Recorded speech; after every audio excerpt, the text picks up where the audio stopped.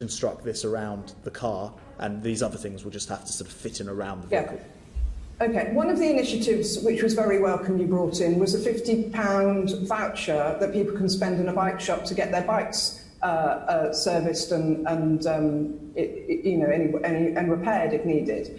That's still not online yet, and now is the time to, that would be really useful. And the other thing about getting people who are nervous or novice cyclists on their bikes isn't just having the bike and the space, but is also cycle training, bikeability courses.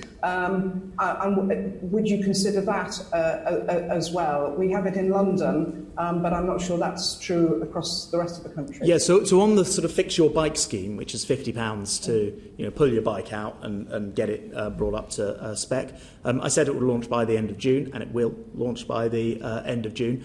We do have a problem, actually, which I just want to sort of alert the committee to, and it's not something that any of us in the room will be able to instantly fix, I'm afraid, which is there is a massive waiting list for everything to do with bikes, including buying them, but also servicing them, and the real genuine shortage, thanks to the big explosion in bike use, so that although we're putting £25 million into that voucher scheme, and it should ultimately help fix up 500,000 bikes, we won't be able to release them all onto the market in one go, simply for the fact that there is nowhere near enough capacity in the system. So, anyone who is an expert in these things and is able to register themselves as a bike repairer, you have to be of a decent standard to do that. But now is the time to consider that. Yeah, and it costs a lot of money to do that course, because my son looked at it. Yes, so I mean, it is. Yeah. I just wanted to make the point. You do need to show a level of competence before you can just claim to be a bike fixer. That's right.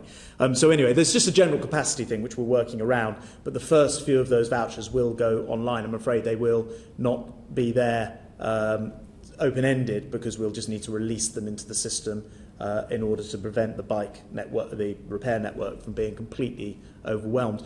On your second point about bikeability, good news is actually just prior to this crisis, we'd actually announced that we would extend it nationwide. So the bikeability, or as some people viewing this might know it, sort of cycling proficiency, I expanded, I think when I first came in, so it would cover half of children. We've subsequently announced that it will cover all children, so that every child will be able to get access to cycle training. And the other thing I'd like to do is... What about adults? Yes, I was going to say, the other thing I'd like to do is extend that to adults as well, who perhaps haven't been on a bike for a number of years and feel that would give them a bit more confidence on the road. So it's something that I'm actively looking to achieve. Thank you. Thank you, Ruth.